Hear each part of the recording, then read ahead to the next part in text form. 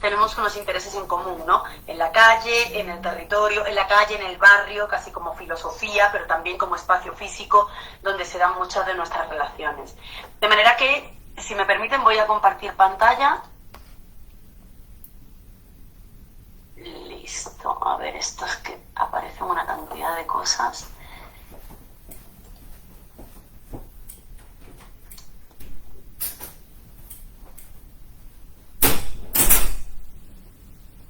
Listo, yo creo que así deben de estar viendo la pantalla correctamente.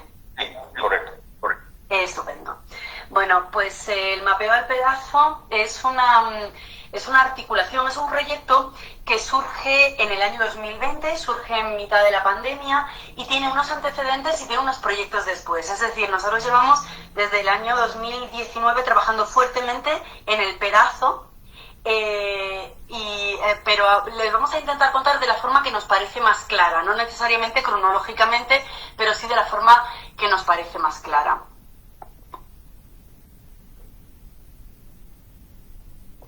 El mapeo al pedazo, en primer lugar, es importante entender algunas ideas claves que también fue importante entre golpe de barrio y arquitectura expandida poder clarificar. Por un lado, que un mapa es una representación de un territorio basado en la percepción y que en ese orden de ideas no existen mapas objetivos y mapas subjetivos. Todos los datos que uno pueda utilizar son políticos. Lo que tú visibilizas y lo que no visibilizas ya es toda una decisión, aunque parezca que los mapas son una decisión absolutamente técnica y cerrada y que es absolutamente objetivo, nosotros consideramos que tiene un nivel de subjetividad importante.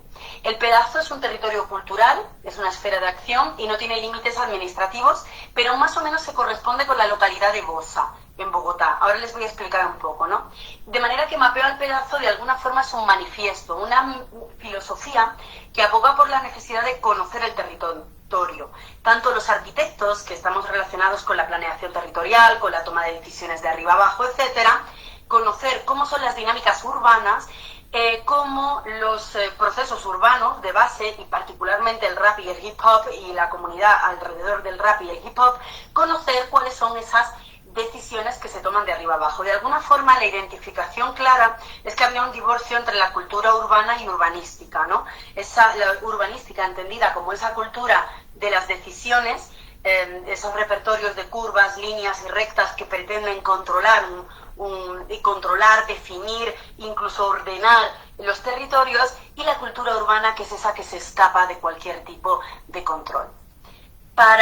Y esto, claro, esto tiene un nivel de cartografía muy importante, pero sobre todo de articulación de lenguajes. Entender que, y espero que lo podamos transmitir, queremos terminar esta presentación con un tema de hip hop, que fue el que desarrolló Golpe de Barrio, también como resultado de la cartografía del territorio, es la articulación entre esos lenguajes. Solamente para contextualizar y pasar rápidamente al proyecto, nos encontramos en la localidad de Bosa. Estamos en el suroccidente de Bogotá, de la ciudad de Bogotá. Es un territorio que hasta los años 90 era prácticamente de barrios de origen informal, de bajos estratos económicos, pero a partir del año 2000, con el Plan de Ordenamiento Territorial, pues se define como zona de expansión urbana y empiezan a aparecer muchísimos planes urbanísticos, sobre todo de vivienda para bajos estratos socioeconómicos, en régimen de propiedad horizontal, etcétera. Se encuentra además entre los dos principales ríos de Bogotá, el río Bogotá y el río Tunjuelo, en unos niveles de degradación grandísimos, ¿no? Cuando hacemos zoom, y esta imagen no quiero profundizar en ella porque nos llevaría como mucho tiempo, pero es entender que todo lo que aparece en color naranja son planes parciales de desarrollo de vivienda. Es decir, estamos hablando de miles y miles y miles de vivienda. Solamente en esta zona de acá, estaríamos hablando de aproximadamente 60.000, 70.000 viviendas. Además, esta línea que aparece en rojo acá es una futura vía circunvalar de 8 o 10 carriles aproximadamente. También esta línea que encontramos acá en puntos suspensivos serían los patios logísticos para el futuro metro de Bogotá, que también ha sido un tema que nos ha dado mucha reflexión. Y por ejemplo, esta zona que tenemos acá es un parque que debía existir desde el año 2000 y que sigue siendo un espacio absolutamente cerrado, ¿no? Es un poco para entender que es un lugar en una gran transformación territorial, pero la comunidad de a pie no entiende qué es lo que está pasando a su alrededor, y creemos que eso también es un problema. Es una zona inundable, es una zona llena de agua, la estructura ecológica es muy fuerte y, como ven, hay algunas líneas siempre perpendiculares al río que son canales que tienen como objetivo gestionar el riesgo de inundación y de esa manera poder construir la cantidad de vivienda que está prevista para esta zona, que en realidad pretende prácticamente prever el déficit de vivienda de toda la ciudad, de vivienda por lo menos de bajos estratos socioeconómicos de toda la ciudad.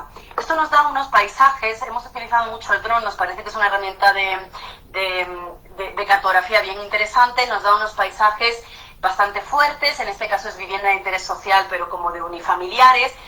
Aquí sería la afectación predial de esta autopista que va a haber en el futuro. Esta línea de acá que ustedes ven, acá está el canal, más allá está el río, etcétera. También encontramos conjuntos, miles y miles de conjuntos de vivienda de interés social y prioritario en régimen de propiedad horizontal, pero también barrios de origen popular, además al lado, en este caso, del río Tunjuelo, con unos niveles de degradación bastante fuertes. Asimismo, barrios populares, con sus dinámicas de barrio popular, muchas veces todavía con muchos déficits, ¿no? de servicios o de vías, etcétera, etcétera. Entonces es un lugar en una transformación muy interesante. Esto simplemente como contextualización para que podamos entender un poco dónde nos encontramos. Creemos que también es importante plantear unos antecedentes, porque normalmente nos preguntan, bueno, ¿y arquitectura expandida? ¿Y cómo haces para trabajar con esta comunidad? Entonces nos parecía importante contarles un poco por qué nos conocemos y de dónde viene esta articulación que acabó derivando en el mapeo al pedazo. Bueno, después de contextualizar el territorio un poco, entonces contextualizamos nuestra relación. Esto que ven allí es como nuestro primer encuentro con la arquitectura expandida. Nosotros como Golpe de Barrio estábamos trabajando en recuperar un pedazo del barrio que estaba en deterioro, con problemas de drogadicción, inseguridad. Este pedazo que están viendo se llama La Carbonera, y estos dragones que están viendo ahí fue nuestra primera intervención con arquitectura expandida al espacio público. Era un graderío para una cancha popular de fútbol que se había convertido en un espacio inseguro y de drogadicción. Aquí está más o menos como el camello que hicimos y la foto de como el festival de hip hop. Nosotros hacemos un festival anual y pues en esta ocasión el festival sirvió como el momento de la entrega de esta obra de arte. Al día de hoy, bueno, esta obra que camellamos juntos la hicimos en la afectación predial de la prolongación de la avenida 1 de Mayo, a la altura de la avenida Ciudad de Cali. Fue el primer momento, fue nuestro primer momento de conocer como ciertas metodologías de diseño participativo, de construcción con materiales reciclables, con escombro, con baja inversión. Creo que ahí fue donde comenzó nuestra historia de amor organizacional y de amor al activismo callejero y al ejercer este derecho a tomarnos la calle y el pedazo. Queda por decir que el pedazo es también la frontera entre Bosa y Kennedy, y también está como el portal más grande de transporte, aparte del patio taller del metro, que también es un proyecto futuro. El portal Américas es como un nodo importante de transporte, de los más grandes de transporte de Bogotá, y aparte también fue uno de los nodos en las protestas sociales y en el estallido social que hubo hace un año acá en Colombia. Esta primera colaboración fue del año 2014 y después en el año 2019 volvimos a trabajar juntos, y desde entonces no hemos parado de trabajar juntos. Este primer proyecto se basó en una metodología, era toque madera. Es una metodología que Arquitectura Expandida ya habíamos implementado en los conjuntos de vivienda social muy degradados de la periferia de París, en el marco de unas residencias artísticas que tuvimos entre el 2017 y el 2019 y se basa en una estrategia muy sencilla, y esto lo cuento porque me parece interesante para ustedes. Cuando no te ha llamado necesariamente nadie de la comunidad para trabajar, nosotros solemos trabajar con comunidades que nos llaman, es importante, por un lado, habilitar mediadores, y Golpe de Barrio sin duda era un mediador en ese territorio porque ellos son un colectivo de hip hop local, de manera que pueden articular lenguajes. Y por el otro lado es importante que lo que debatamos y lo que definamos físicamente sea flexible. De manera que aquí en este caso se basó en una estrategia de mobiliarios móviles que lo que nos permiten es construirlos en el espacio público, también con la población estigmatizada y segregada. Hay unos raperos franceses muy interesantes que dicen que si somos parte del problema, también tenemos que ser parte de la solución, ¿no? De manera que montábamos el domo en el espacio público y construíamos unos mobiliarios de carácter móvil, de manera que la idea es que, bueno, si un vecino está molesto porque huele a marihuana, pues el vecino sale, los chicos salen, hablamos entre todos y llegamos a unos acuerdos muy sencillos y básicos de convivencia de cómo hacemos. Podemos mover el mobiliario, podemos moverlo a un sitio, tantear y probar. Es decir, es una forma de diseño urbano abierto, pero también de alguna forma de cartografía. Vamos a empezar a cartografiar cuáles son esos códigos que pueden llegar a articularse, ¿no? También había como estos elementos de domo que nos permitían señalar la actividad del hip hop, que es muy estigmatizada y muy criminalizada. Creo que el apunte que ha hecho casi nadie ahora es fundamental entender que este territorio ha sido el territorio más fuerte en el estallido social del año pasado, y yo creo personalmente que el mapeo al pedazo, que es el proyecto que les vamos a contar, da cuenta de muchas de las razones que hay detrás de ese estallido. De manera que, bueno, esta fue un poco la estrategia de mobiliarios que se desarrollaron en torno a finales del año 2019. Y bueno, a partir de este trabajo como muy manual, muy intuitivo, surge una serie de ideas y de conceptos, ¿no? Particularmente hay un momento clave en el que yo voy con mis estudiantes de la universidad, les pido a ellos, al grupo de raperos, pero ahí está el casi, se ve en la imagen, hagan un recorrido, porque ya habíamos debatido muchas cosas en el marco de este proyecto, simplemente con la excusa de los mobiliarios. Les dije, hagan un recorrido explicando, ordenando y explicando muchos de estos conceptos que ustedes que hemos conversado, pero organícenlos, ¿no? Y bueno, pues también les pagamos por eso y también son considerados conferencistas de la universidad, ¿no? Y aquí es donde empieza a surgir el germen del mapeo al pedazo a través de todos estos conceptos.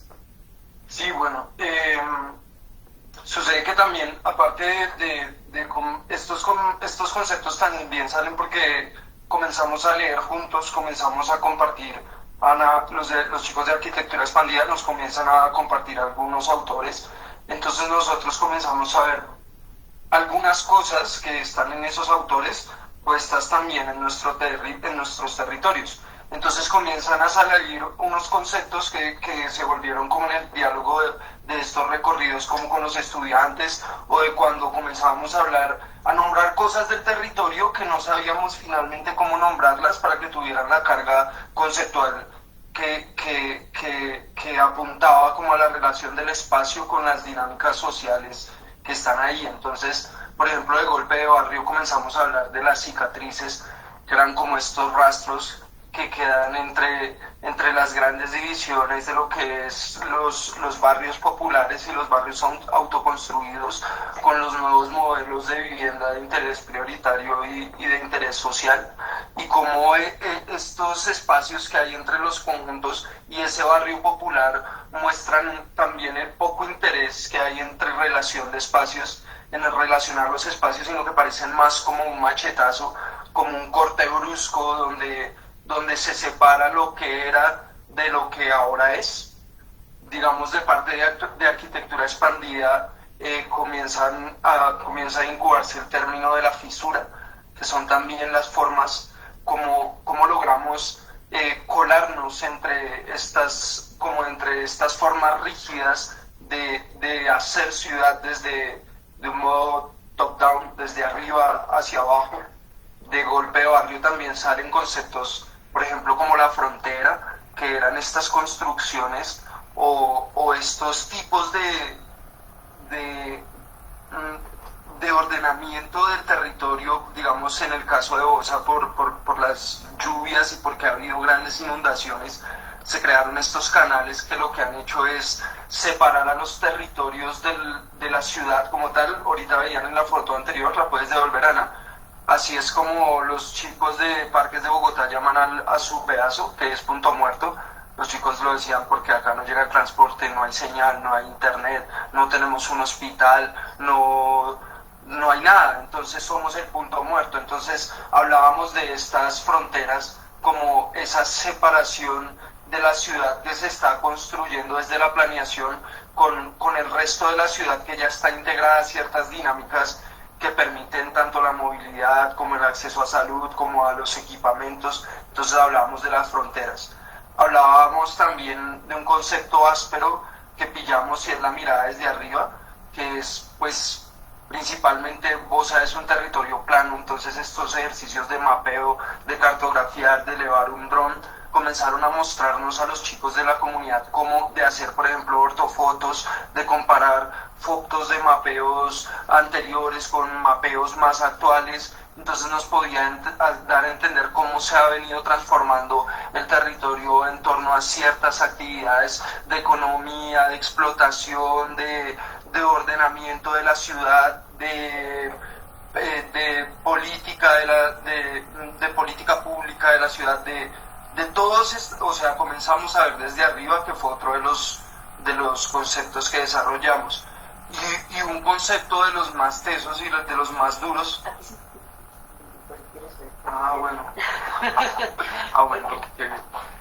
Bueno, también veíamos el concepto de la reja, de cómo esta segmentación de los espacios como para contener de cierta forma.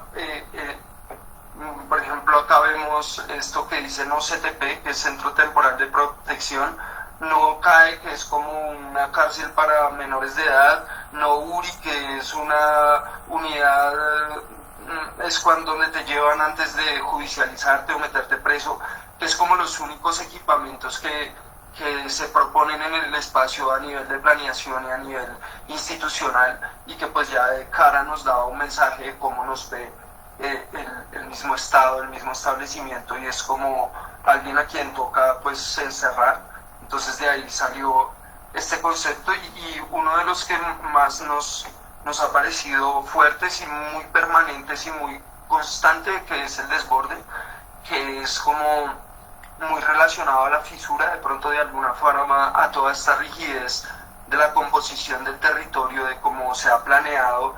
Entonces las personas comienzan a generar desbordes, unos muy intuitivos y otros muy elaborados. Acá, por ejemplo, vemos los espacios de los parqueaderos de los carros llenos de carritos, pero de ventas informales, porque al igual tampoco hay equipamientos que obedezcan a la producción de empleo o de alguna fuente de recursos. Entonces hay demasiadas ventas ambulantes, todo el barrio es como una galería de ventas ambulantes, porque finalmente ese se vuelve el desborde y la fisura que encuentra la gente para hallarse unos pesos, para hacer algo, para generar un emprendimiento, para de alguna forma lograr una mediana o una muy baja estabilidad económica, pero lograr coger algo. Pero estos desbordes que vemos acá de manera muy intuitiva en relación con el trabajo también se traducen en círculos de freestyle que después se vuelven lugares masivos donde la gente canta, como también se puede ver en la ropa colgando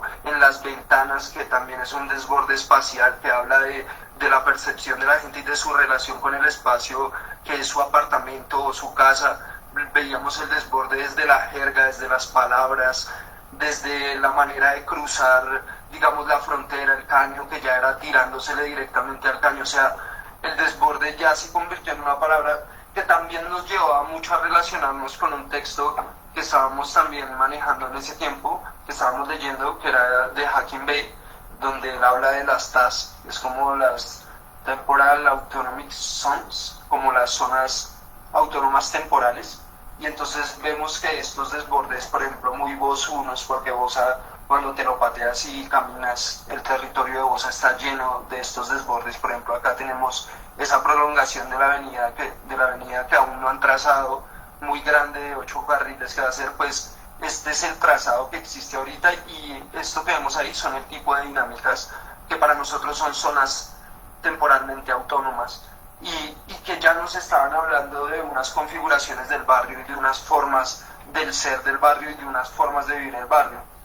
Acá está la 420, pero al igual que la 420 existían muchos lugares como con esas naturalezas, como con esas formas de desarrollarse que comenzamos a decir como parce, deberíamos camellarnos algo en el sentido de lo que es mapear el barrio desde estos desbordes, desde estas desde estas formas de vivir, desde estas formas que hacer, desde estas resistencias en el espacio público, desde las contradicciones que nacen con la autoridad, que nacen con lo institucional y comenzar como a llegarnos una lluvia de ideas de querer creo hibridizar nuestros lenguajes entre los de arquitectura expandida con los de golpe de barrio, pero ya en el marco de algo que tuviera que ver con el mapeo, con la cartografía y con el ejercicio de recorrer el pedazo, pero ya buscando unas miradas más críticas, olfateando la norma, olfateando el código,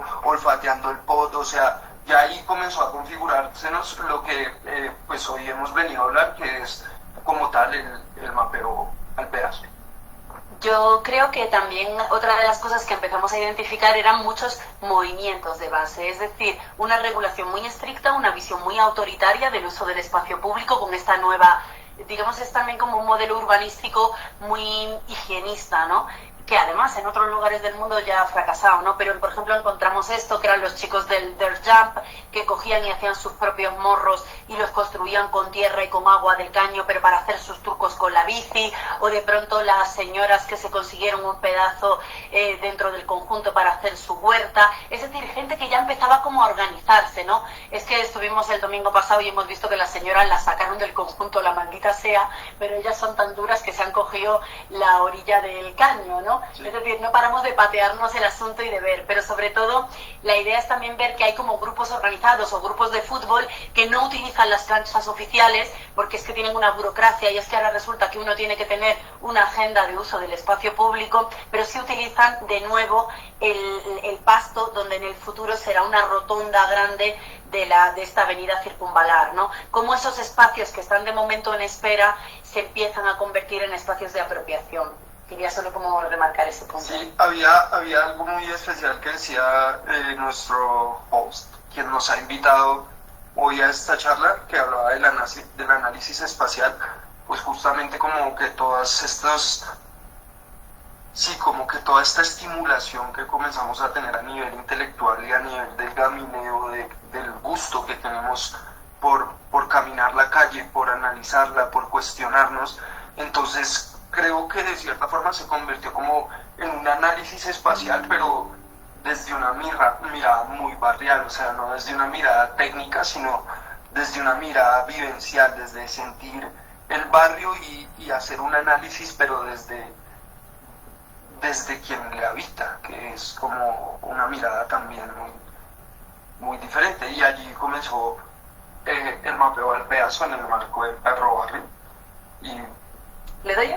Dale, Minera. Bueno, después de todo esto, que como parece todo como muy intuitivo, ¿no? Empezamos haciendo por ahí unas cosas en unas llantas en el 2014, luego unos mobiliarios móviles, y a partir de ahí empiezan a salir una cantidad de conceptos, llega la pandemia, empezamos a leer juntos, leímos también a Judith Butler, leímos Vulnerabilidad Corporal, Coaliciones y Políticas de la Calle, y creo que es un texto muy importante, porque yo creo que chocó mucho en ese momento, y el nombre Perro Barrio lo dio Golpe de Barrio, y pensó que, pensábamos y conectábamos con este texto teórico, cómo finalmente hay unos niveles de precariedad y de vulnerabilidad enormes, ¿no?, en el territorio.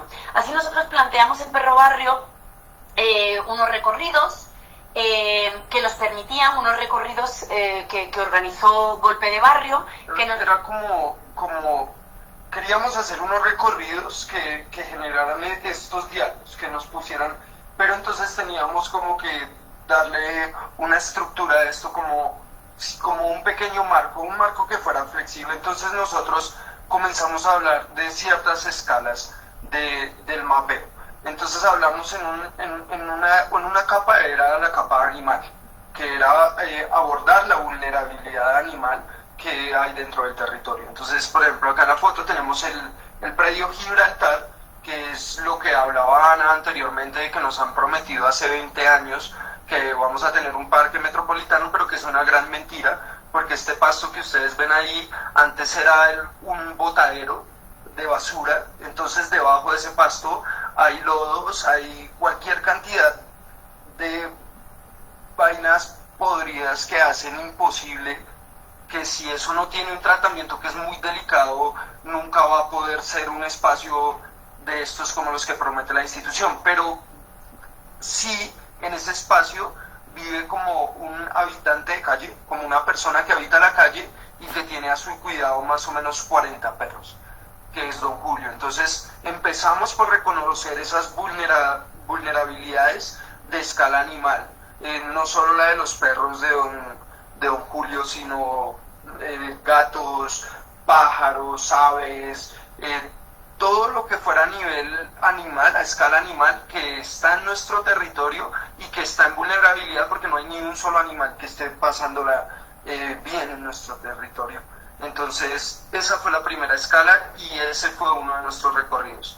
Teníamos la vulnerabilidad corporal o la vulnerabilidad humana, que somos nosotros, las personas. Entonces ahí comenzamos a rastrear y a mapear los vendedores ambulantes, los recicladores, en los lugares del pedazo que son aún invasiones y viviendas informales que están hechas con latas, con palos. Comenzamos a mapearnos y a rutearnos todos los ejercicios, digamos. También esto fue muy en el contexto temporal de la pandemia, después de que comienza la pandemia a flexibilizarse un poco.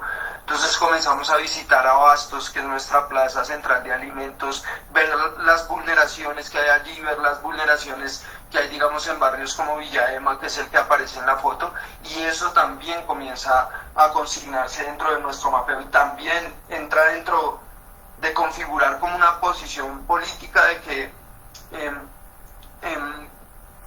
lo que podría llamarse ciudadanos de segunda clase o ciudadanos de segunda categoría venimos a ser esos perros de barrio o esos cuerpos vulnerados por las decisiones finalmente institucionales y por cómo disponen del territorio y por cómo lo han configurado ya desde hace décadas.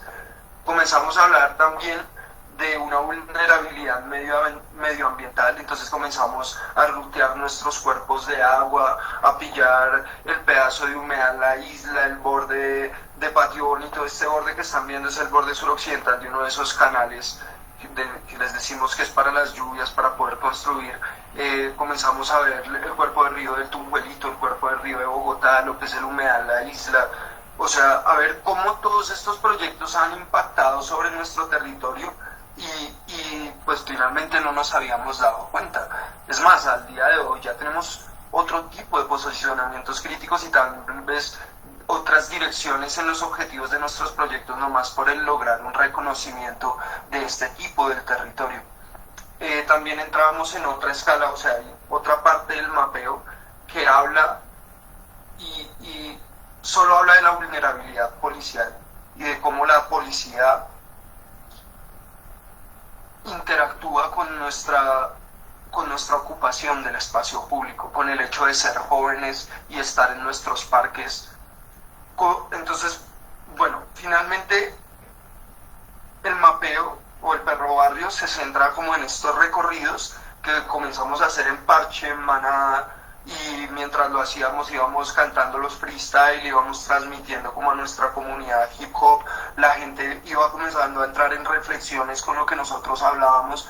Aparte hay muchos seguidores del rap que hacemos y de la música, entonces eran muchos perros de barrio, mucha gente del barrio bajo diciendo, uy, acá es lo mismo, sí, los perritos, sí, los tombos. Entonces comienza a crearse un lenguaje compartido y comenzamos a ver cómo la herramienta del rutear por el barrio, analizando el espacio público, también es algo re hip hop, o sea, es de la cultura hip hop. Entonces, bueno, voy a dejar hasta acá como lo que es más o menos la dinámica del perro barrio. Seguimos con mi comadre.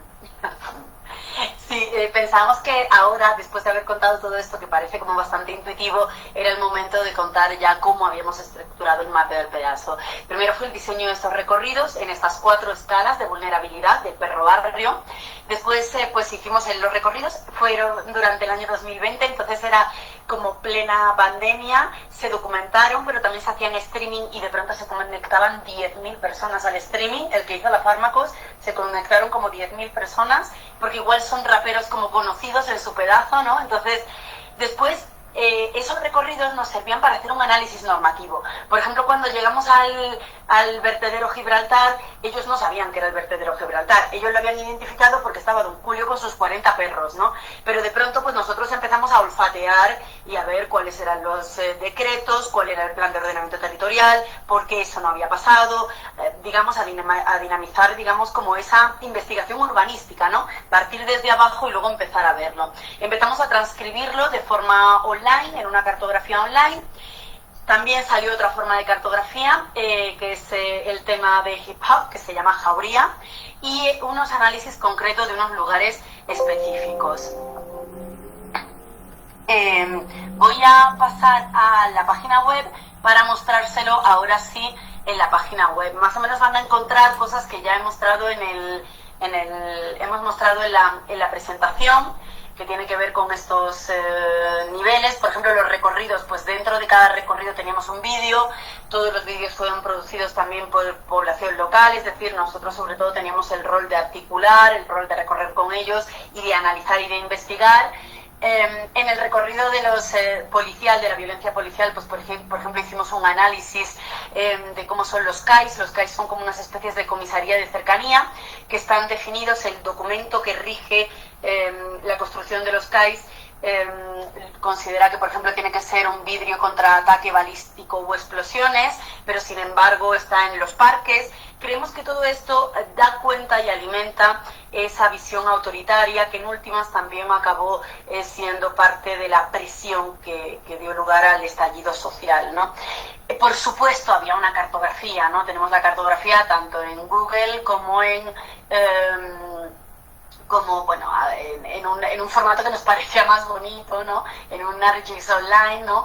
Donde lo que hicimos fue recoger cada uno de estos recorridos, ¿no? Cada uno de estos colores son los recorridos y nos permitía identificar pues muchas particularidades, ¿no? De alguna forma no está, digamos, sintetizado, sino que es realmente el día a día y el recorrido, casi como práctica estética, casi como práctica colectiva, ¿no? Aquí, como ven, algunos de los textos que nos parecían que fueron muy importantes en estar articulados, ¿no? En esta idea. Por ejemplo, no sé, de Judith Butler dice: cuando las personas toman las calles juntas, forman más o menos un cuerpo político. No tiene que ser organizado desde arriba, ni tiene que tener un único mensaje para que los cuerpos congregados puedan ejercer cierta fuerza performática en el ámbito público. El "estamos aquí", entre comillas, que traduce la presencia de ese cuerpo colectivo, puede leerse como "estamos aún aquí", que significa no hemos sido aún desechados. De manera que no solamente el recorrer era una estrategia para mapear, era un acto de reivindicación del espacio público en un contexto donde hay una vulneración, estigmatización y criminalización de los jóvenes, y particularmente los jóvenes raperos, y particularmente los jóvenes de bajos estratos socioeconómicos. Y esto no lo digo yo. Después del paro nacional, la alcaldía ha tenido que contratar un informe a Naciones Unidas, a organizaciones de derechos humanos internacionales, y han sido las principales conclusiones, ¿no? Lo que pasa es que esto, pues en realidad lo hicimos antes, lo sabíamos, no, es lo típico que sabe la ciudadanía, ¿no? Por último, pues también hicimos como un análisis de bordes y desbordes, es decir, de lugares concretos y específicos que nos parecía que merecían la pena ponerle un foco de atención, ¿no? Por ejemplo, la 420, que es esta ampliación predial de la ALO, de esta circunvalar, ¿no? Y era muy importante empezar aquí a mapear y decir, bueno, pues esto es el terreno que tenemos, pero esto es todo en los planes urbanísticos que hay, la zona de reserva, las zonas de escombrera, zonas de protección de la zampa del río Bogotá, etcétera, ¿no? Documentación de los grados de apropiación. Nos parece O sea, uno como arquitecto, no sé, yo es que nunca vendría aquí pues porque tampoco es mi territorio, ¿no? Pero de pronto cuando nos encontramos esto uno dice, no, es obvio que la comunidad está diciendo algo y es que faltan parques, faltan espacios de recreación urbanos rurales, porque es que estamos en el borde de la ciudad, faltan cosas, ¿no? Pero sin embargo nos íbamos encontrando cuando uno iba entre diario, no el domingo, bueno, pues que básicamente son escombreras y botarle escombros al río y botarle escombros al río, ¿no? Por ejemplo, aquí encontramos algunas de las transformaciones, ¿no?, que íbamos viendo, y aquí es donde también la cartografía acaba sintetizando, ¿no? La primera parte de esta presentación ha sido una cartografía más intuitiva, a pesar de que yo creo que tiene unos conceptos muy sofisticados, pero acá es donde íbamos congregando un poco todo lo que había pasado, ¿no? Igualmente, por ejemplo, tenemos varios, ¿no? Pero por ejemplo en el Botadero Gibraltar, ¿no? En el antiguo Botadero, aquí utilizamos algunas fotos históricas superpuestas que dan cuenta de que a pesar de que no debía ser utilizado para botar lodos, porque ya tenía que ser un parque desde el año 2000, ha sido utilizado, y para eso hemos encontrado una cantidad de documentos, por ejemplo, de la Contraloría, documentos teóricos, es decir, el recorrido fue el punto, los recorridos fueron el punto de partida para empezar a entender cómo eran estas transformaciones, qué está previsto en el territorio, por qué la gente no entiende las transformaciones territoriales. Normal, uno es arquitecto, hay una cantidad de decretos y aún así uno no lo entiende, ¿no? Es muy, muy difícil. O, por ejemplo, también cartografiar las prácticas ciudadanas de apropiación y cómo son vulneradas, ¿no? Esta es la pista de BMX, que además hemos hecho también un trabajo súper profundo con ellos, se llama Salto Sucio, ¿no? Y hacía referencia también era voluntario, ¿no? Utilizar palabras que a veces son fuertes, ¿no? Como el perro barrio o el salto sucio, que igual es la traducción del dirt jump, ¿no? Pero bueno, quizás en español suena como más agresivo, ¿no? Sacando, no sé, imágenes del año 2012, donde ya se ve que hay gente trabajando, de Google Street, para legitimar, porque no tenían fotos tan antiguas, pero bueno, como la alcaldía decide en un momento demolerlo, porque hay unos vecinos que se quejaron porque se fuma porros, y resulta que la marihuana no es un problema urbanístico y no es un problema de salud pública, ¿no? Hay algo ahí que no terminamos de entender, pero bueno, esa es otra pelea en la que no me voy a meter ahora mismo, ¿no? De manera que de alguna forma esta fue el planteamiento general que ustedes pueden ver en la página web del Mapeo al Pedazo, donde el esfuerzo era articular todos estos lenguajes de la forma más clara posible. Quizás para terminar nos gustaría plantear que hay otras cartografías, que muchos de los trabajos que hemos hecho en Bosa tienen que ver con autoconstrucción de mobiliarios como el de Toque Madera que les contamos anteriormente. Lo que pasa es que después del año 2020 hemos hecho muchos más, la alcaldía local no puede con nosotros, pero al mismo tiempo le toca dialogar porque esto ya ha trascendido, es decir, ya digamos desde la alcaldía general, sabiendo también los grados de vulneración que se están sufriendo, pues también se está diciendo, no, a esta gente hay que apoyarla, no solamente se le puede mandar a la policía, no puede ser la única representación del Estado en un territorio, ¿no?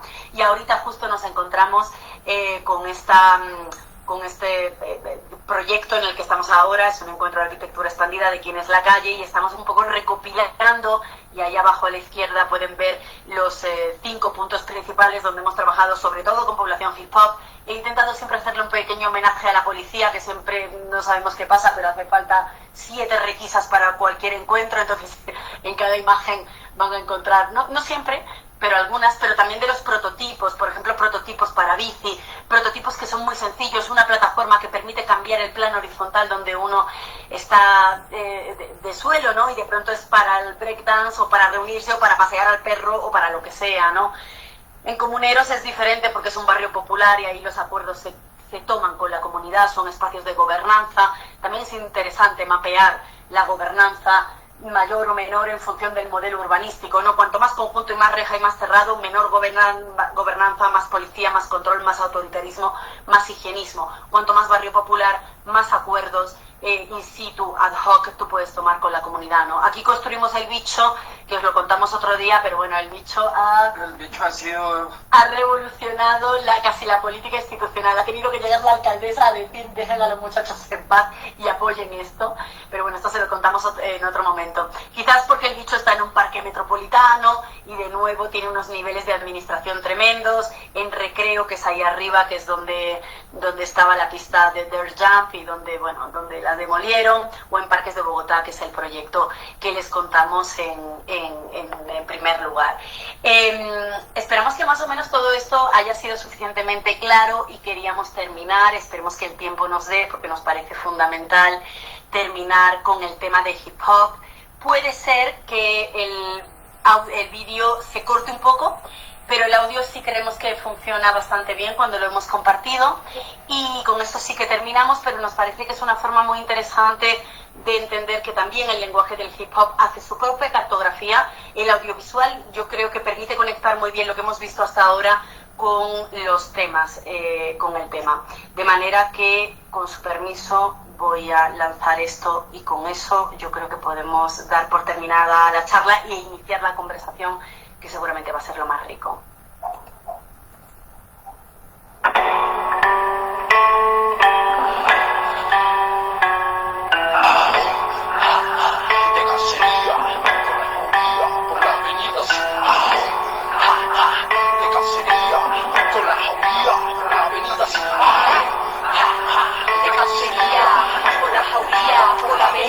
Suéltalo y ataca, decimos con agua y cloaca, ya llueve, que acá no escampa, todo el tiempo nos estancan, nos culpan, nos matan, los perros también lloran, las perras también se cansan.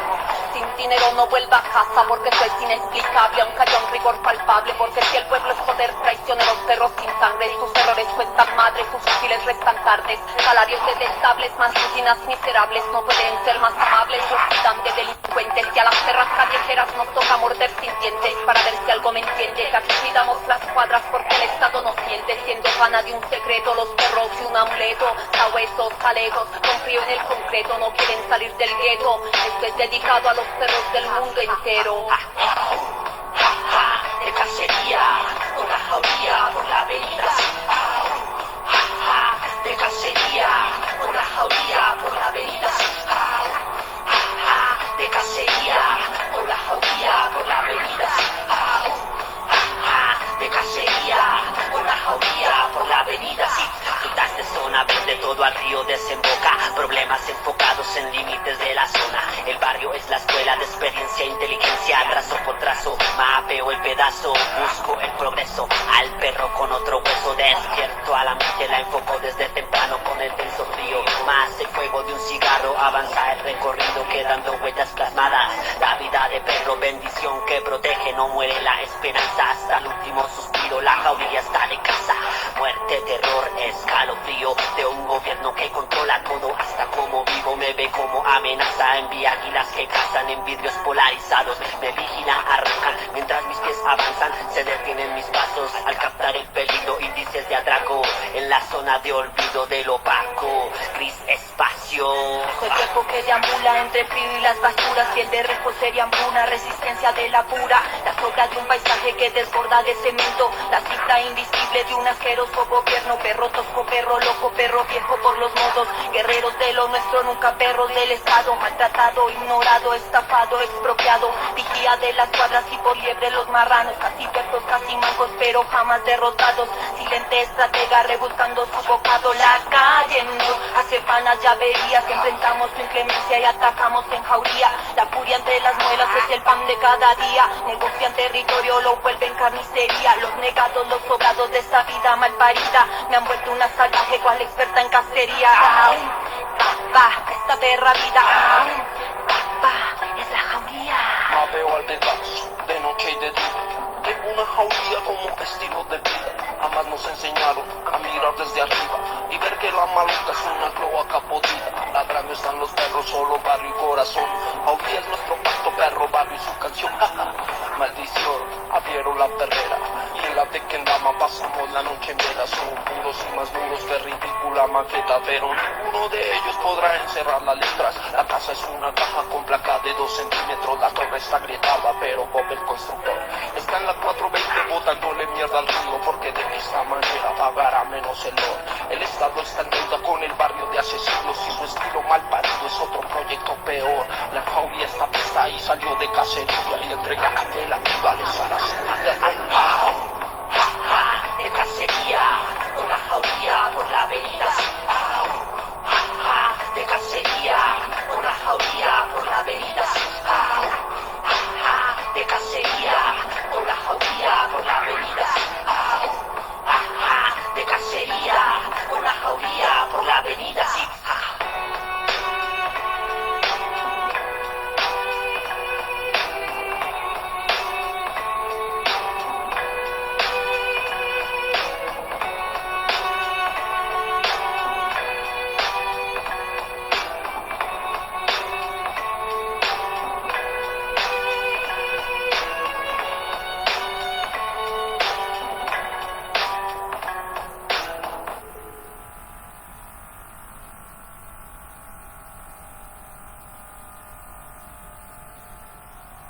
Bueno, y eso es todo. Espera que tengo que descubrir cómo eso. Eso es todo lo Wow. que queremos. Wow, increíble. Casi nada, Diana. Qué trabajo más potente que están haciendo, de verdad, mis felicitaciones, qué cosa más potente. Y esto que decías al inicio de articulación de lenguajes, me parece que están llevando a otro nivel y estamos poniendo voces necesarias sobre temas que son urgentes, ¿verdad? Con narrativas distintas de cómo contar lo que vivimos en las ciudades. Vamos a ver, yo tomé muchísima nota de todo lo que dijeron, me parece de verdad espectacular lo que nos comparten el día de hoy. Algo que decía casi nadie, que me parece muy importante, es esta mirada desde quien lo habita, de sentir el barrio, ¿verdad? Me llama mucho la atención, en algún momento tuvimos una invitada, Diane Davis, que hablaba sobre el concepto de soberanía urbana, que ella está escribiendo sobre eso recientemente, y tiene mucho sentido porque ella lo ha hablado sobre las manifestaciones que hacemos sobre el espacio, cómo nos manifestamos en él, y esta soberanía urbana, o ella en inglés urban sovereignty le dice, tiene mucho sentido porque precisamente y Ana decía algo sobre el mapeo de la apropiación, de qué dice la comunidad en el espacio, tienen muchas formas de darse. Nosotros, y ya con esto me callo, más bien para darle chance a las preguntas y comentarios, pero nosotros ahorita estamos promoviendo un esfuerzo en la universidad de una revista que se llama Equidad y Espacio, y en la Universidad Veritas, tal vez algo que no les conté, aquí en San José, está la Facultad de Cine, de Fotografía, de Diseño de Moda, de Arquitectura, Espacio Interno, Animación Digital, y en esta primera edición queremos hablar al interior con las direcciones y también con trabajos de estudiantes y profesores en estos cruces disciplinares. Es precisamente donde se suceden nuevas maneras de entendimiento del espacio, ¿verdad? Y de no seguir perpetuando estos discursos súper técnicos, ¿verdad? Que no permiten tener conversaciones mucho más homologadas y más transparentes y mucho más ciudadanas, ¿verdad? Porque a veces sí es importante la herramienta técnica, no estoy negando esto, pero creo que donde verdaderamente suceden las cosas, se generan acciones y hay agencia y activismo, es cuando podemos apoyarnos en estas otras maneras de cruzar disciplinas, conocimientos, saberes ciudadanos, para contar historias de cómo habitamos y cómo esto puede llegar también a transformar nuestras realidades. Entonces, bueno, me parece valiosísimo lo que nos presentan hoy sobre la mesa, muy diferente. Lo bonito de este espacio de cartografías críticas, que es al inicio del Cuatri, hemos tenido distintas versiones, y yo creo que lo que ustedes aportan, que ahora Ana decía que ganas de escuchar las otras charlas, pero vieras que a mí también me dan ganas de ponerlas en perspectiva, porque tuvimos a Sarah Williams, a ustedes, a la gente de Geodaptive, que trabajan también temas más como de inteligencia territorial y tecnología. Tuvimos a un sociólogo del Instituto Mixto de Ayuda Social de acá, Dani Rojas, sobre un asentamiento vulnerable que trabajamos, que se llama Carpio, y nos contó también sus maneras de hacer mapeo y georreferenciación participativa. Hay muchas maneras de cómo entrar a esto, ¿verdad? No hay como una receta, por dicha, y lo que ustedes ponen hoy aquí a colación me parece valiosísimo. Me callo y más bien quisiera darle el espacio a nuestros estudiantes o a la audiencia, si tienen alguna pregunta, comentario, adelante. Si pueden tal vez levantar la manita por acá y ahí les voy dando la palabra solo por un tema de orden. Adelante. María Julia, adelante. Bueno, hola, mucho gusto. Mi nombre es María Julia. Me encantó la presentación y me encantó el proyecto y me llamaron la atención ciertas cosas, también por sensibilidades, porque parte del trabajo en grupo que estamos haciendo nos estamos enfocando por el tema de las dinámicas de poder, las relaciones y las luchas de poder. Y me llamó mucho la atención el tema de la vulnerabilidad policíaca que mencionaban y la opresión policial, porque al final es un fenómeno interesante, porque ¿quiénes son estos policías al final, verdad? O sea, ellos son fichas de ejes de poder o esferas de poder, o sea, hasta ellos mismos no están precisamente en posiciones privilegiadas sobre el resto de la comunidad necesariamente. O bueno, no sé en ese caso, honestamente, pero lo he visto muchas veces en comunidades aquí en Costa Rica con las que he podido compartir y es muy complicado también para ellos y al final se vuelve, ¿verdad?, como un tema como de lavado de cabeza porque terminan siendo increíblemente violentos en los espacios pero al final se sienten identificados con el espacio también y se sienten identificados con la gente. Entonces, además, no sé, siento que es algo muy complejo y muy jodido porque esta gente es una ficha al final, o sea, estos policías son una ficha que se vuelven el significado de violencia y de opresión y agresión, o sea, es como lo materializado que está ahí de una intención que viene de mucho más arriba. Entonces, no sé, como esas jerarquías de poder que al final todas son tóxicas y todas estas relaciones son increíblemente tóxicas y manejadas por las esferas. Me parece interesante ver las dinámicas de estas luchas dentro de un espacio y también con el rap, no sé, la canción, sí, el rap, que al final le puse bastante atención y en el coro estaban constantemente diciendo como la jauría y me pareció importante como ponerle atención. Entiendo como el significado detrás, ¿verdad? De la como, no sé si analogía del perro del barrio, del perro de la ciudad, pero además jauría como el entendimiento de un conglomerado que se apoya, que es dependiente de ellos mismos, o sea, todo ese significado, esa palabra me pareció muy fuerte y siento que, o sea, hacía como un resumen de al final la razón principal de la cual pudieron ustedes llegar a hacer este proyecto, o sea, porque si este arraigo y esta comunidad, esta jauría no hubiera existido, también el trabajo tal vez hubiera sido muchísimo más complicado. Entonces ahí es donde uno empieza a ver como la agencia de la gente con la que uno está trabajando, que al final son los protagonistas, los que llevan a otro nivel los proyectos, o sea, ¿verdad? Ellos son todo, uno es una herramienta y al final eso me encantó porque ustedes lo ejemplificaron muy bien y no, porque yo a veces tengo esos problemas, ¿verdad? Como cuando se hace tipo de intervención o qué sé yo, a veces ya hay jerarquías entre nosotros como arquitectos y ellos como comunidad, pero ustedes dejaron clarísimo que priorizaron y dieron protagonismo y eso lo vimos desde principio a fin, en la canción, en las imágenes, en el proyecto y eso me gustó, como se veía muy humano y eso es, o sea, el trabajo se veía muy humano. Y los felicito, me gustó muchísimo. Es que estamos súper de acuerdo, estamos aquí encantados con María Julia. Dame que te decía el caso, yo quiero decirle algo, digo, díselo. Bueno, básicamente, hace poco estábamos en una reunión con las instituciones distritales, como con toda la parte que gobierno, Secretaría de Gobierno, Secretaría de las Artes, todos los del gobierno a nivel distrital. Y uno de los de la Secretaría de Gobierno nos decía, acá en esta ciudad quien manda es la policía.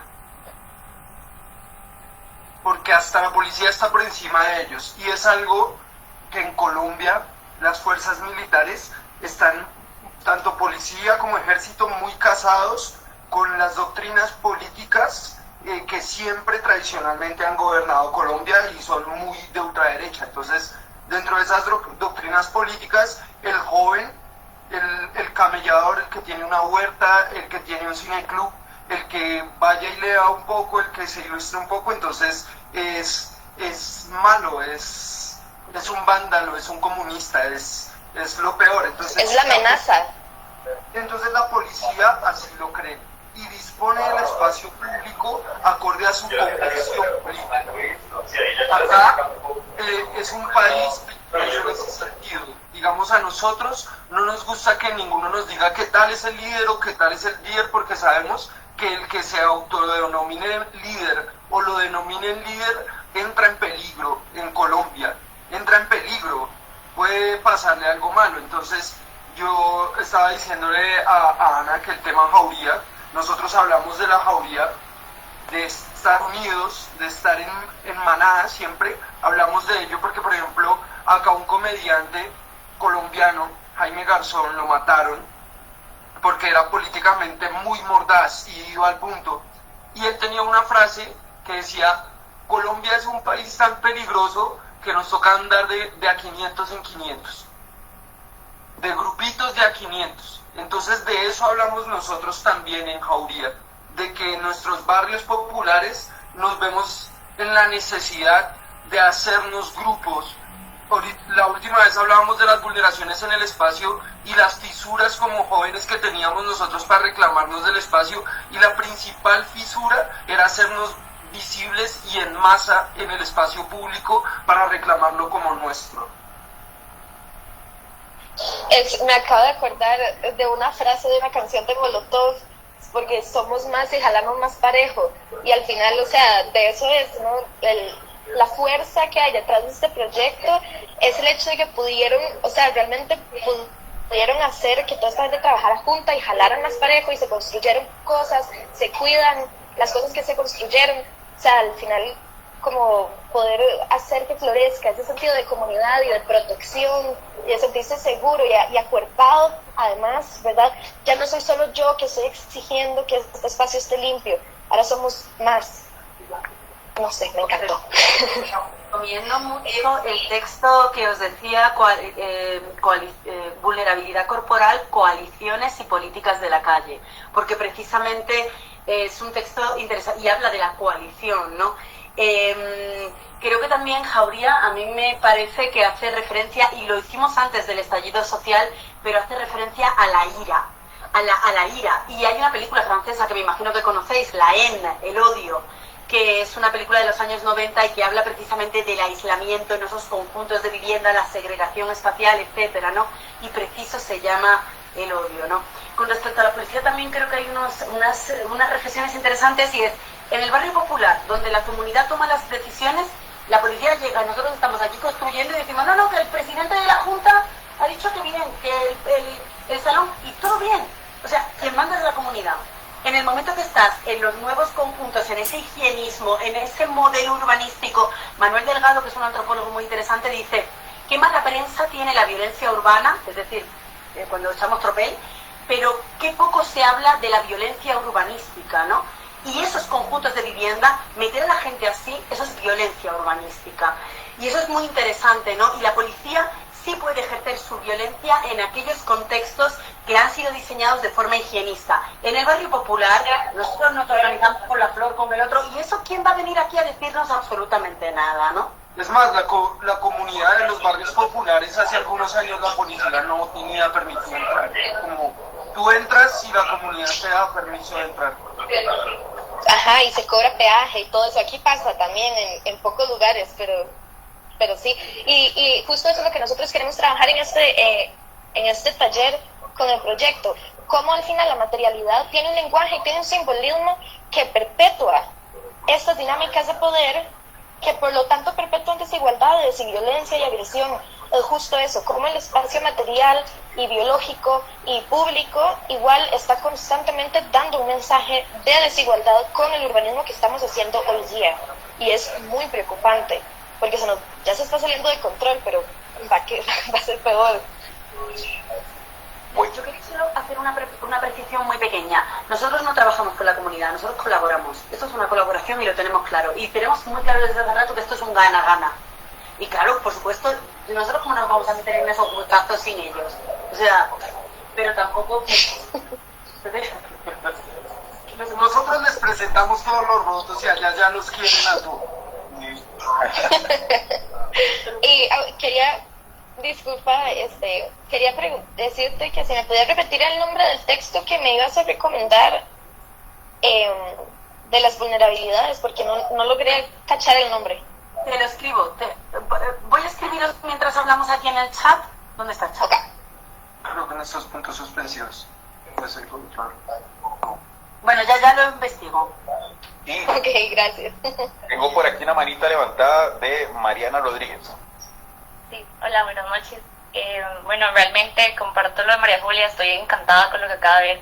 O sea, siento así como el corazón acelerado y todo, porque es una manera tan humana de ver las cosas y realmente, bueno, como decía casi nadie, bueno, algunas cosas que me llamaron la atención, por ejemplo, en análisis vivencial, o sea, algo muy barrial, una mirada de realmente quién lo habita, y me parecía algo demasiado como sensible la manera en que no solamente cómo habitan las personas, sino inclusive la vulnerabilidad animal. O sea, me encantó inclusive pensar en todas las personas, todos los que forman en conjunto del espacio. Entonces, bueno, de parte del grupo teníamos una consulta, un poco viendo los proyectos que han realizado. Bueno, hemos notado que tienen variedad de proyectos en varias partes del mundo.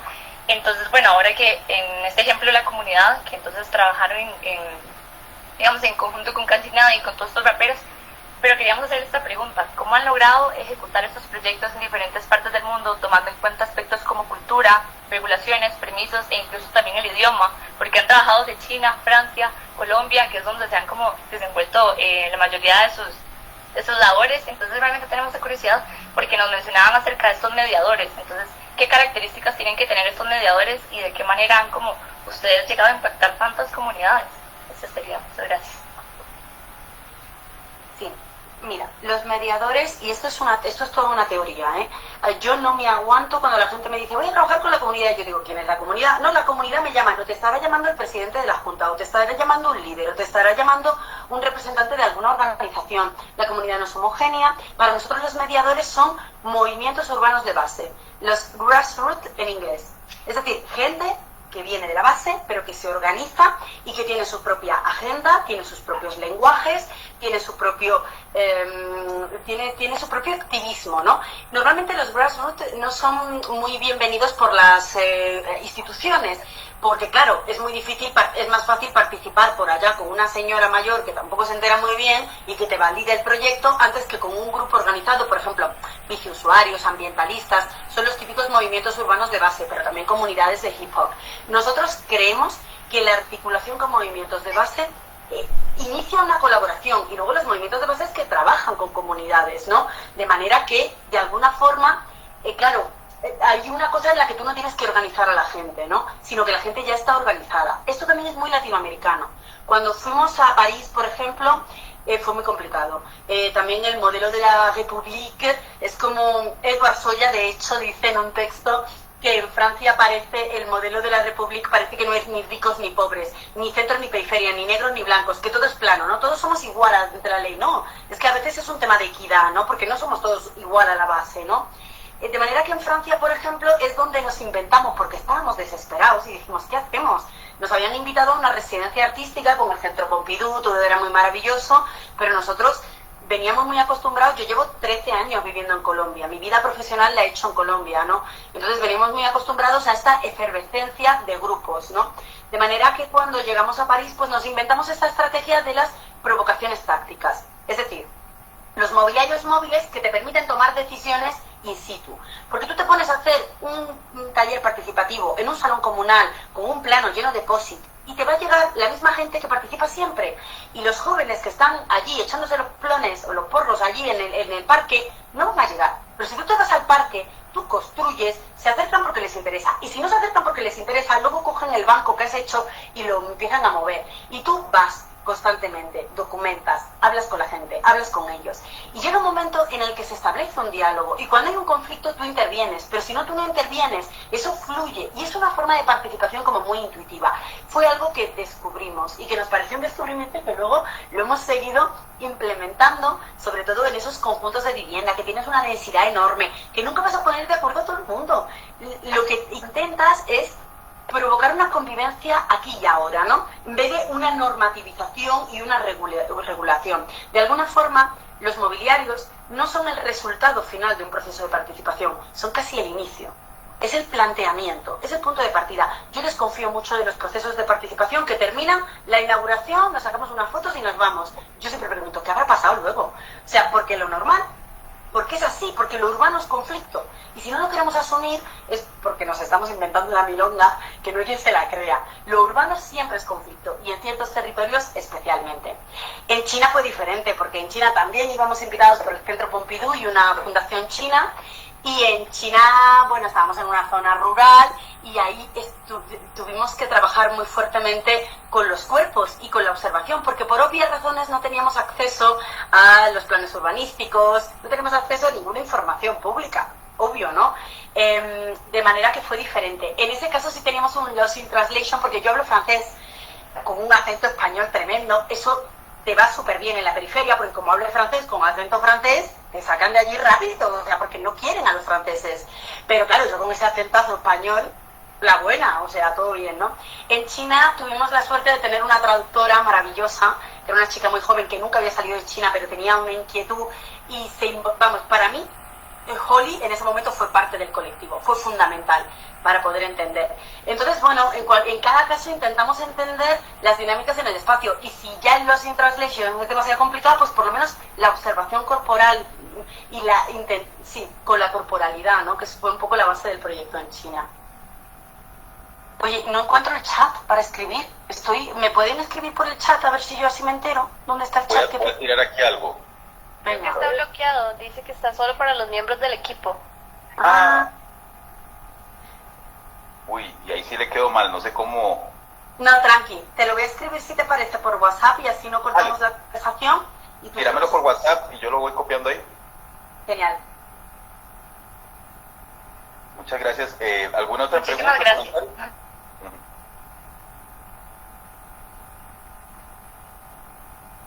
De los otros equipos.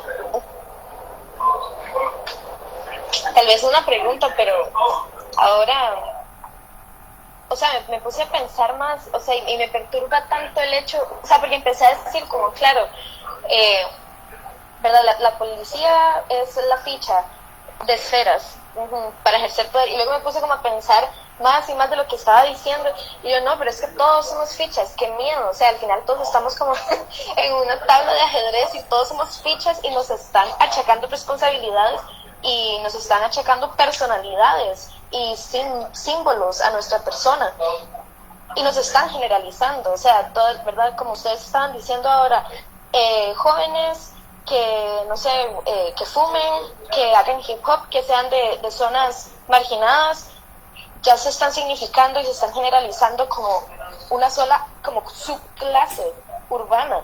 Es muy perturbador porque así estamos todos, o sea, hasta los privilegiados, los no privilegiados, los menos privilegiados, o sea, son como subcapas y seguimos todos siendo al final como ciudadanos de segunda categoría porque no están respondiendo a nuestras necesidades colectivas ni individuales, ni reales, simplemente están manejándonos por capas urbanas, dándonos ciertos privilegios que nos hacen creer que no estamos dentro de la dinámica, pero estamos dentro de la dinámica violenta constantemente.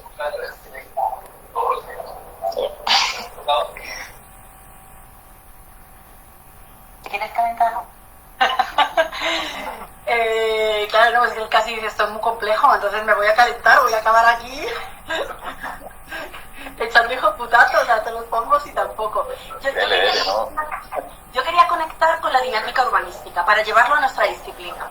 Me parece que, por ejemplo, en los parques metropolitanos, acá, que son los parques grandes, empieza a haber una regulación administrativa muy rígida. Y cuando esa regulación administrativa le pasa algo que no le interesa, llama a la policía. Y eso me parece muy perverso, porque la regulación, por ejemplo, el documento que regula cuáles son las actividades que se pueden dar en los parques aquí, se llama Manual de Aprovechamiento Económico, que ya es como, vamos, o sea, te privatizas del espacio público y ni tienes pudor para plantear que, porque no existe otro documento de regulación, ¿no? Entonces, en el momento que el bicho, que es esta infraestructura que se mueve, que al final lo hemos mostrado porque no era el objetivo, el bicho se convierte en un elemento que impida el aprovechamiento económico del espacio, entonces te puedes llamar a la policía para sacártelo, ¿no? Que es toda la discusión que estamos teniendo, porque realmente es una discusión fuerte.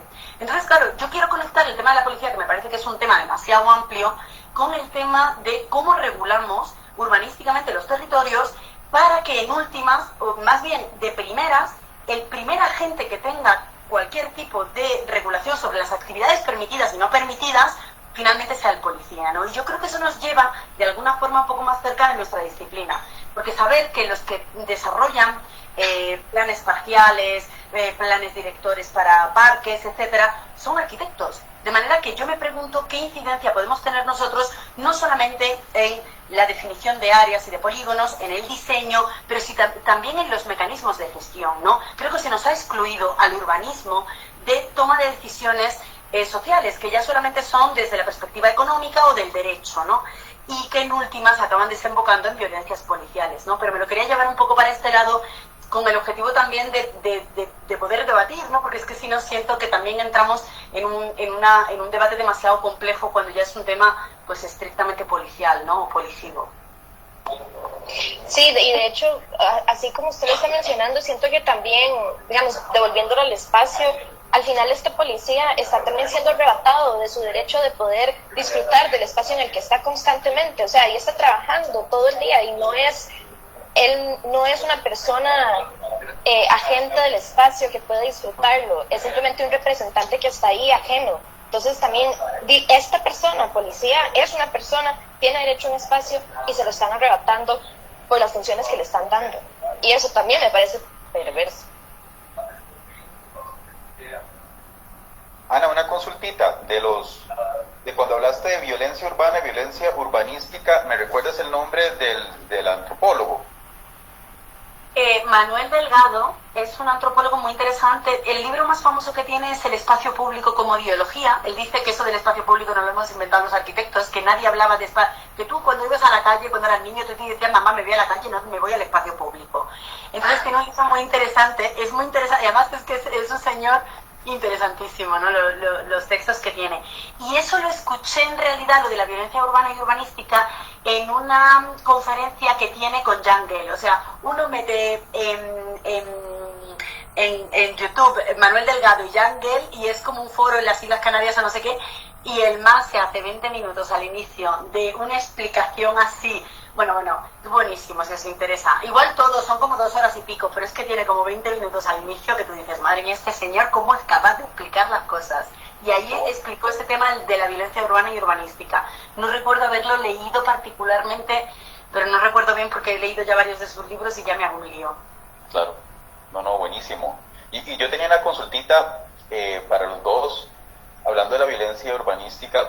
Si ustedes al día de hoy tuvieran que, en este esfuerzo que han hecho, con Arquitectura Expandida y Golpe de Barrio, yo voy a hacer una pregunta un poco como fría, no sé si injusta, pero si uno pudiera como condensar o destilar,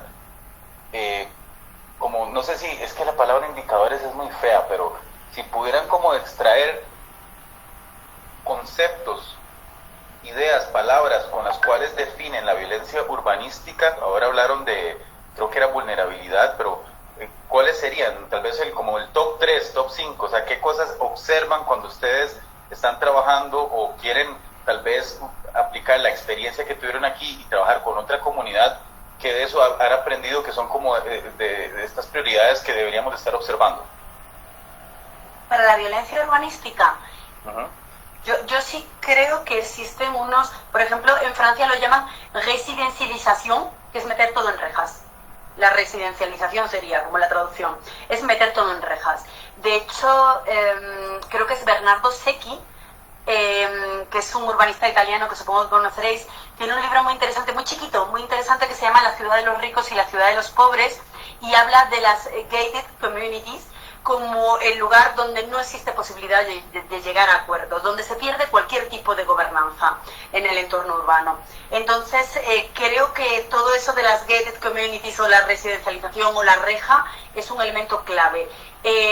Creo que luego hay unos diseños muy repetitivos y muy panópticos, ¿no? Uno se da cuenta de que todos los barrios de nueva conformación tienen unos parques lineales, el copy-paste, pero también como parques muy lineales, o sea, es decir, es muy panóptico. Tú puedes controlar todo desde todos los sitios y no parece que sea por azar, ¿no? Entonces, digamos que esa distribución un poco panóptica nos parece bastante importante. Y luego hay un tema también que yo creo que es un poco higienista, es cómo se regulan los espacios públicos. Mejor dicho, es que parece que están regulados para gente que no tenga la menor inquietud en su vida y que lo único que le interesa sea irse a acostar a las 7 de la tarde, o sea, o a las 8 de la tarde, porque ya enseguida que uno está en el espacio público es un problema, ¿no? De manera que también hay bastante higienismo, yo creería, y eso tiene más que ver con la normativa que regula el uso del espacio público, como os decía ahora, ¿no? Que yo creo que parece que no es una cosa nuestra, pero es que los arquitectos a veces somos muy alegres y vamos por ahí diseñando, esto es que va a fluir, los nodos de atracción, y luego te ponen un manual de aprovechamiento del espacio público que no te permite pasar de un lado a otro, y creo que no deberíamos renunciar a esos elementos. Hay otro autor muy interesante, pero es que es menos latino, que se llama Luis Huascán, con W, que tiene un libro muy interesante que se llama Los condenados de la ciudad, estado, gueto y periferia. Lo que pasa es que más bien hace un análisis entre Chicago y París, ¿no? Entre los guetos de periferia norteamericanos y los franceses entre Chicago y París. Entonces, claro, se pierde un poco las particularidades latinoamericanas, pero siempre hay conceptos muy interesantes. Por ejemplo, plantea un concepto muy interesante en uno de sus capítulos que es del gueto comunitario al hipergueto. Entonces, cómo, por ejemplo, en París demolieron todos los todí, ¿no? ¿Cómo se llama? Las favelas, ¿no? de periferia en la posguerra, después de la Segunda Guerra Mundial, para construir esa cantidad de grandes conjuntos, ¿no? Y se pasó de un gueto comunitario, pero donde la gente finalmente encontraba mecanismos de ayuda mutua, etcétera, al hipergueto, donde cada uno está aislado. Y esos, por ejemplo, esos conceptos creo que son profundamente extrapolables, al menos a lo que está pasando en Bogotá y en los territorios de los que os hemos hablado. Entonces, con eso yo no sé, Mike, si más o menos cuadra. Buenísimo, claro, tomé nota de todo, me parece importante, porque vieras que ahora estamos en esa fase de poder establecer alguna herramienta, modelo que nos permita ir con las comunidades que vamos a estar, digamos, acompañando, facilitando, ver cómo cuando se va al sitio nos interesa hablar sobre justicia espacial, cómo la miramos, qué deberíamos de estar observando, ¿verdad? Entonces, pues, bienvenidas a algunas de estas recomendaciones. De hecho, me llamó mucho la atención lo del enrejado. Eso es algo, en Costa Rica es uno de los flagelos, ¿verdad? Si decimos que el carro, perdón, el transporte mío se ha cagado en las ciudades, las rejas es tremendo, ¿verdad? Vivimos todos como encerrados en cárceles, ¿verdad? Todo tiene una excesiva enrejamiento para vendernos falsas preconcepciones de seguridad, pero el problema es que en los espacios comunes, ¿verdad? En los parques, ahora las comunidades, por todo lo que ha sucedido, digamos, temas de una noción de violencia, por una noción de inseguridad, etcétera, la norma es ahora cerrar parques, ¿verdad? Y esto es una contradicción bien jodida, porque al final se convierten en tierra de nadie, y muchos de estos parques, cuando uno lo ve en situaciones urbanas, los parques que son más sensibles con la escala del barrio inmediato, o sea, parques pequeñitos, tienden a que las familias que viven alrededor los cuidan de mejor manera, o sea, hay más sentimiento de apropiación. Cuando son espacios muy grandes, se convierten en tierra de nadie, y lo que decía ahora, lo que estaba diciendo casi nadie, el copy-paste, claramente, o sea, tenés estos parques gigantescos que en el plano se ven lindísimos, pero lo que generan son bordes, barreras, no promueven realmente situaciones de conexión, porque al final nadie se quiere responsabilizar de ellos por temas de mantenimiento, por temas de tal vez citando un poquito a Jan Gehl cuando habla de la humanización del espacio urbano, habla de más bien generar como estos microestancias, irregularidades que generan como más nichos donde uno se siente protegido, ¿verdad? Y se siente uno como una intimidad con el lugar, ¿verdad? Entonces, sí, definitivamente, cuando las personas se manifiestan sobre el espacio común, empiezan a suceder este tipo de cosas que ustedes nos mostraron ahora de desborde, ¿verdad? Situaciones de apropiación que hablan de una escala más pequeña, una escala más próxima, más humana, donde uno empieza a sentir seguro, cómodo, y está uno con el entorno ideal para estar con la jauría, ¿verdad? Para sentirse ahí acompañado. Entonces, sí, creo que son cosas muy, muy importantes de observar. Yo es que queremos cada uno hacer una apreciación y nos estamos peleando a ver cuál iba primero. Así es que no nos la gastamos. Mira, yo es que hay un tema que ahora me está interesando mucho y que estoy investigando ahora que acabo de entregar el doctorado. Estoy muy encarretada con este tema y me interesa mucho el hecho también de ese tema de la comunidad, ¿no? Estamos muy acostumbrados a que la comunidad en arquitectura y urbanismo hayan sido beneficiarios de vivienda o dueños de vivienda o habitantes de vivienda, pero suele ser una estructura familiar. Y eso es muy patriarcal y es muy antiguo. Hay otras formas de asociarse en el entorno y en el espacio público que también tienen que tener representatividad. Y además hablamos de las familias, o sea, pues todo bien, las familias son un componente adicional, pero no puede ser el único. Y cuando uno mira la proyección social ¿cómo se llama? La producción social del hábitat como metodología que ha atravesado la participación en Latinoamérica desde los años 70, ¿no? Y muchas otras metodologías de participación. Es que incluso las juntas de acción comunal se articulan en torno a las casas, que se articulan en torno a las familias, y además suele ser un representante que, si hay un hombre en la familia, es el hombre. Entonces, a no ser que ya sean como mujeres o porque sean monoparentales o lo que sea. Pero en cualquier caso, ya la estructura de la familia. A mí algo que me parece muy importante también de este trabajo, o que por lo menos a mí me seduce, es que trabajamos con otras formas organizativas dentro de las ciudades que no corresponden a la familia. Y creo que es importante, primero porque existen esas formas organizativas y también tienen derecho a participar, y porque hay que darles respuestas, ¿no? En este caso son comunidades de jóvenes de ciertas edades, hip hop, etcétera, pero que también pueden ser otro tipo de perfiles sociales, ¿no? Es algo que me está preocupando mucho. Estoy empezando a investigar sobre ese tema, no lo tengo todavía como muy decantado, pero sí es un tema que me parece importante, porque parece que es que de facto entendemos que la participación son con familias, ¿no? Y es algo como que uno dice, ¿por qué? Bueno, pues tampoco hay que excluir, pero tampoco hay que entender que ese sea el único centro. ¿Y tú vas a decir algo? Bueno, también tienen otras necesidades. Perdón, no, que también estos otros grupos que forman parte de estas comunidades tienen otras necesidades, que a veces ni siquiera se incluyen en la lista de cosas a estudiar, porque solo se ve todo de un solo foco. Exacto. Yo quería hablar un poco de, por ejemplo, acá en Colombia, la universidad como más grande, acá en Bogotá, la universidad más grande es la Universidad Nacional. Como a finales de los años 90, antes de finales de los años 90, la universidad no tenía rejas. Y entonces le llamaban la ciudadela universitaria, y los buses, las rutas de autobuses pasaban por dentro de la Universidad Nacional. Entonces yo me acuerdo que uno iba ahí con la mamá y uno veía a los pelados así mechudos con su guitarra ahí sentados en el pasto, y uno chinche decía, ¡wow!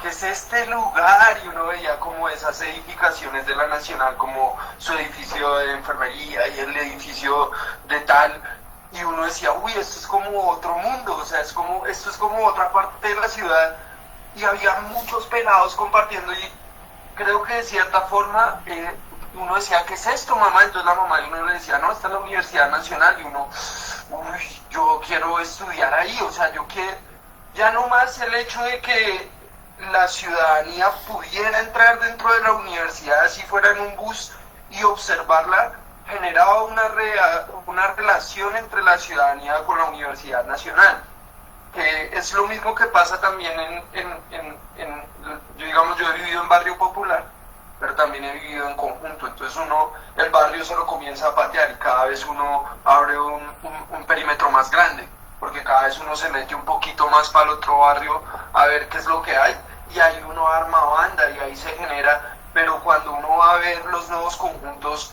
eso no sucede así, ni ya es así de la misma forma que la Universidad Nacional ya no es así, de la misma forma que ninguna universidad permite que haya un flujo de interacción entre la ciudadanía o entre sus juventudes con estos espacios, que también es parte de esa limitación de la ciudad. Cuando hablabas de la reja, para mí la reja es un cáncer, para mí la reja es una forma de destruir la vida colectiva, de mutilar acuerdos que no sean regulados por un manual de convivencia o manual de propiedad horizontal, o cual sea el nombre que le pongan.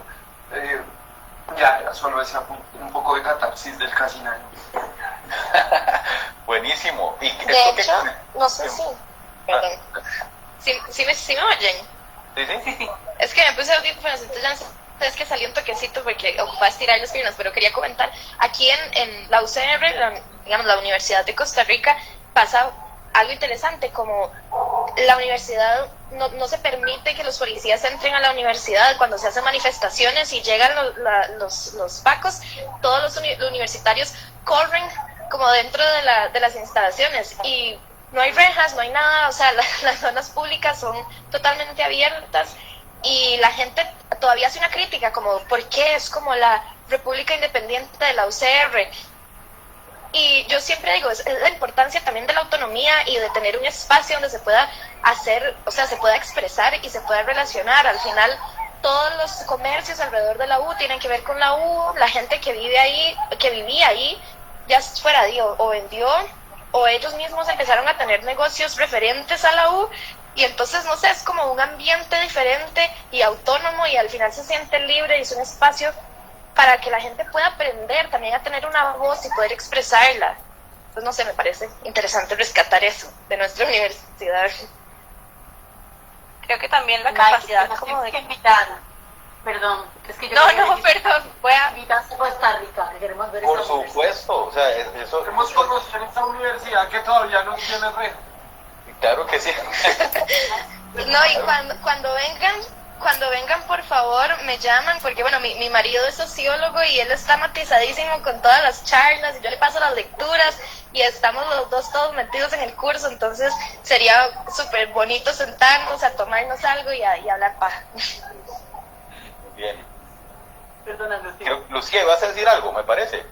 Sí, no, era nada más un comentario de lo que estaban diciendo, que tal vez al existir estas rutas, digamos, que antes pasaban por la universidad, o esto mismo que pasa ahí en la UCR, yo estudié en la UCR y es realmente, o sea, de verdad, se siente como una comunidad universitaria, que además hay varias universidades por ahí, entonces se conectan, digamos, una línea del tren y todo que las une, hace que, digamos, al tener que tener estas interacciones, aunque no sean obligatorias o como necesariamente personas hablando con otras personas, el ver su existencia valida su existencia como parte de la ciudad, y siento que a la hora de tomar decisiones pasa mucho que entre más como cerradas son las comunidades, menos perspectiva hay como de todos los grupos, digamos, que conforman esta comunidad, porque si yo estoy tomando decisiones desde un escritorio y nunca interactúo con nadie más, solo considero las necesidades de la gente que yo me acuerdo que existe. Entonces tal vez como esto que decía casi nadie, de que empieza a mutilar acuerdos que tal vez ni siquiera llegan a existir nunca porque no hay una verdadera interacción en los espacios. Yo quisiera también enfatizar la idea que tiró ahora casi nadie me encantó esto de hablar de flujos de interacción, o sea, y cómo comprendemos los flujos, ¿verdad? ¿Qué tipos de flujos existen, ¿verdad? Porque se mezclan entre ellos, qué interacciones provocan. Creo que vale la pena, como cuando estemos haciendo ya el trabajo en campo y estar ya, digamos, con la municipalidad, y digamos, nosotros creemos mucho en la triada entre gobierno local, comunidad y facilitadores técnicos, ¿verdad? Entonces, en esa triada creo que hay muchas posibilidades de entender los distintos flujos de información que suceden dentro de un equipo núcleo, pero evidentemente los más importantes de los que se dan en sitio, y cuáles son, y cómo son, y en esto creo que es lo que sucede el encuentro, y lo tengo aquí anotado, de la articulación de lenguajes, ¿verdad? En esos flujos de interacción empiezan a haber lenguajes que naturalmente empatan, pero que a veces los negamos por tener esta mirada súper academicista a veces, y algo que decía Fona Forman, siempre lo tiro, lo dijo en un conversatorio, de la humildad epistemológica, ¿verdad? O lo que decíamos en la clase pasada, de Paulo Freire, de que todos podemos ser profesores y estudiantes al mismo tiempo. Entonces, esa humildad de permearnos en los lugares y que los flujos se den, creo que es algo importantísimo. Y con respecto a esta humildad epistemológica, justo ahora va a salir un artículo que hemos escrito con Casi Nadie y con una antropóloga española para la Universidad Técnica de Berlín, y como tiene un enfoque antropológico, porque nuestra colega antropóloga pues también nos ha ayudado a darle ese enfoque al artículo, es un artículo para un libro, hemos reivindicado el derecho a denominarnos perros, a denominarnos bichos, a denominarnos, es decir, el reivindicarnos también, el poder ponernos el nombre que consideramos, ¿no? Ha sido como algo también muy importante, porque llega un momento en el que el lenguaje excluye, ¿no? La articulación del lenguaje no es porque es bonito, es porque el lenguaje es profundamente excluyente, ¿no? Entonces, claro, nosotros no tenemos que bajar a un lenguaje, pero también hay que entender que ellos tienen que acceder a ese lenguaje de las políticas públicas, etcétera, porque eso no se va a acabar, o sea, esa es la realidad en la que vivimos, y si quieres participar tienes que entenderlo, y si no lo entiendes estás excluido, ¿no?, del uso de los lenguajes. Entonces hay todo un horizonte de lecturas en torno a los lenguajes, y también el derecho a autorreconocerse, ¿no?, como perros, y hablar duro, y decirlo duro, ¿no?, y hablar con palabras. Y lo potente que puede ser, que logra ser la hibridización de los lenguajes. Como, digamos, en el momento de interactuar, digamos, a nivel institucional, cuando vamos a hablar con las instituciones, pues, digamos, arreglos de arquitectura expandida nos han enriquecido en nuestro lenguaje. Digamos, Sabina, que es una compañera que también cae a las luchas contra las instituciones, ella es abogada, también nos han unido de un lenguaje. Entonces, cuando eres un perro de barrio, pero tienes ese lenguaje híbrido, llegas a una alcaldía y te cogen un pánico, parce. O sea, ya la comunicación es a otro nivel, y lo mismo, y el mismo empoderamiento dentro del discurso de uno dentro del posicionamiento. Es como si le regalaran partes a un rompecabezas que uno ha venido armando de su propio territorio, y ya uno puede hablar en ciertos lenguajes, y entonces también les sorprende institucionalmente, porque ellos han estado acostumbrados a que la gente no sepa ni mierda. Entonces, hablarles de cualquier cosa y engrupirlos con cualquier cosa, que según el código tal. Entonces, cuando ya tú coges, lees el código, comienzas a entender cómo funciona, entonces tú dices, no, espera un momento, porque tú ahí la cosa no es así, ahí realmente no es así, mira, pa.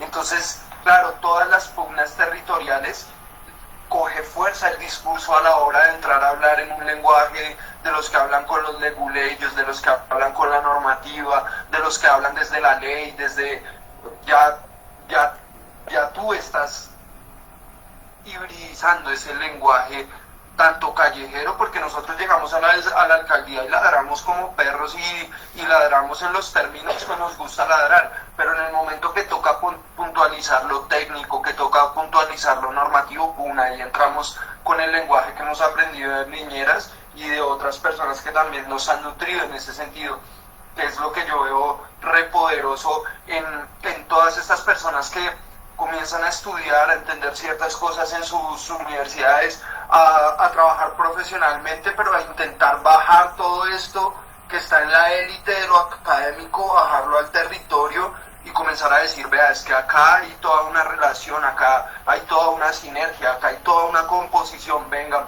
Entonces creo que eso es como full poder para el barrio popular.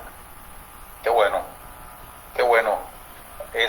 Ana, Casi Nadie, de verdad muchas gracias por sacar el ratito para estar aquí con nosotros, lo valoramos muchísimo, hemos aprendido montones de su experiencia, y ojalá que sea la primera de muchas más, y obviamente miremos posibilidades para vernos por acá también, eso sería de lujo. Yo voy a estar en Bogotá ahora en julio, por cierto, voy a estar 15 días dando un curso allá. Yo te paso el contacto del Casi. Yo es que estoy por fuera, estoy en Estados Unidos en otra vaina, pero te paso el contacto del Casi para que os pilléis, ¿no? Lo llevo al parche. Me encantaría. Y le decía a Ana que también tengo un proyecto de música ahí, como electrocumbia, ahí se los comparto luego para ver qué opinan. Ahí le tenemos spot para que cante. Eso. Estimados, muchísimas gracias por sacar el ratito. Gracias a vosotros. Les mando un abrazo, muchas gracias. Chao. Muchas gracias. Gracias. Saludos a todos.